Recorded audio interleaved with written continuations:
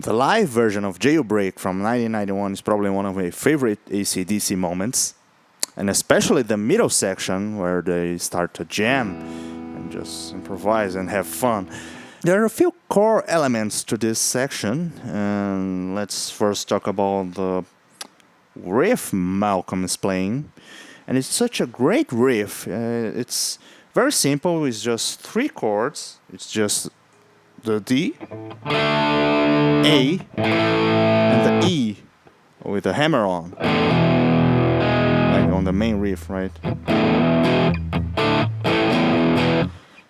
Basically what he's doing, he's just, he's changing slightly the timing of the chords. It's just, it's very similar. Sometimes he palm mutes the A chord, so it sounds like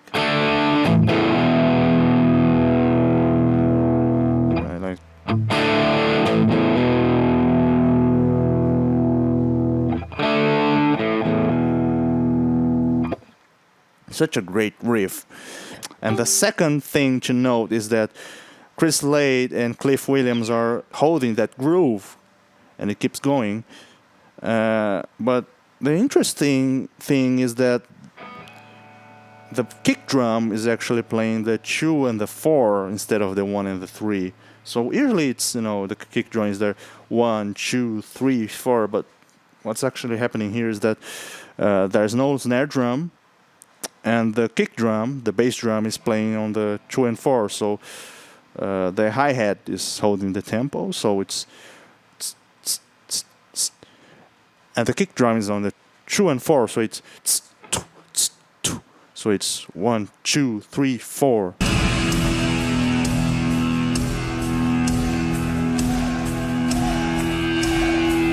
And it's a little confusing because your head and your ears want to hear the kick drum as the 1 and the 3, but it's not, it's reversed. The strong tempo is actually the 2 and the 4, and the riff is also very precise. Malcolm is very precise with his timing. Basically, the D chord is played on the upbeat of 2, so it's 1, 2, 1, 2, 3, 4, 1, 2, something like this. That way, this E chord falls right on the downbeat of 1. So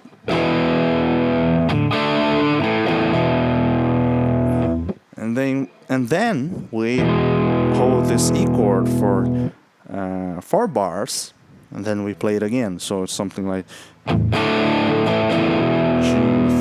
4, 1, 2, 3, 4, 1, 2, 3, 4, 1, 2.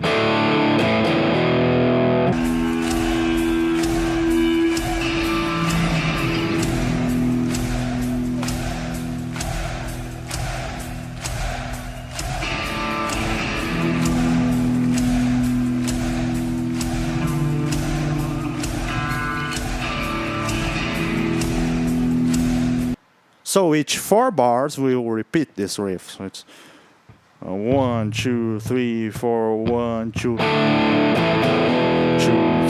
4, 1, 2, 3, 4, 1, 2, 3, 4, 1, 2. So playing with the metronome, it sounds like this.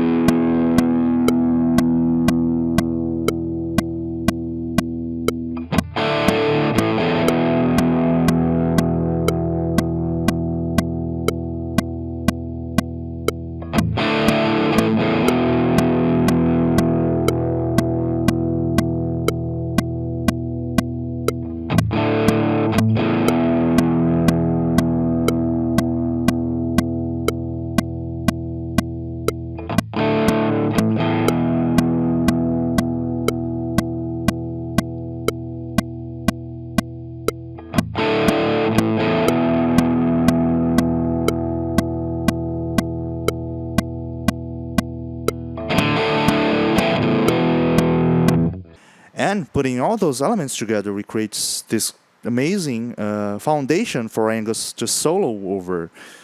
And it has such a incredible vibe. It's almost hypnotic. And it's very groovy as well. And obviously, it's impossible for me to recreate that because I don't have a band with me right now. And without the band to react to the different dynamics, it's impossible to recreate by myself here. I think it would feel very unnatural. As far as Angus's solo goes, Angus is basically soloing in the key of E. He's playing around with the pentatonic scale, the minor pentatonic scale, the blues scale, with the blues note added. There's a bit of Mixolydian mode in there as well.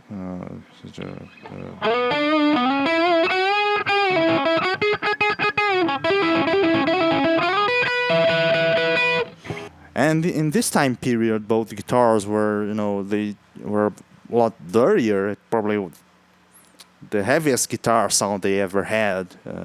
I think they were using Mesa Boogies and some other rack systems. So it's a bit different. It's very cool. It's very effective. I like it a lot. And Angus is also being really aggressive with his playing. He's doing a lot of, pinch harmonics. It really makes the sound.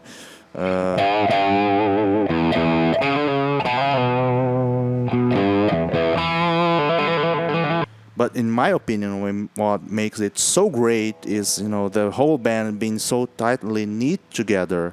They had this weird, almost telepathy thing going on. And why it's so good is because of the dynamics, and the band is playing off of each other. So they go up. When Angus starts, digging in, the whole band goes up along with him. And then when it starts to get a little quieter, then everyone follows it. Probably I should talk more about what Angus is doing, but to be quite honest, I have not studied the whole thing, his whole solo, so I don't feel quite comfortable to talk about it because I don't have much to say right now. I need to, sit down and study the whole thing to, understand what he was doing. And I've concentrated more on the rhythm section because it's very easy to just, disregard that completely and just concentrate on the lead part. But what really makes this song is the rhythm section. Cliff, Chris, and Malcolm, those three together are what create this incredible vibe. If you enjoyed this analysis, please like the video, subscribe, and we've just reached 19,000 subscribers. That's just amazing. I really want to thank every one of you who is watching. If we get to 20,000 subscribers before the end of the year, let's do something special, right? Maybe Q&A or something like that. What do you think? I also want to thank my patrons. It's thanks to you that I am able to continue making videos like this. And if you wish to support me as well, here is my Patreon. I'll be really grateful if you do. And I also just created this fundraiser page. So instead of monthly contributions, you prefer to just donate us a single time, you can go here. So thanks to all of you for your amazing support, and let's continue making more rock and roll. That's it for today, and see you next time.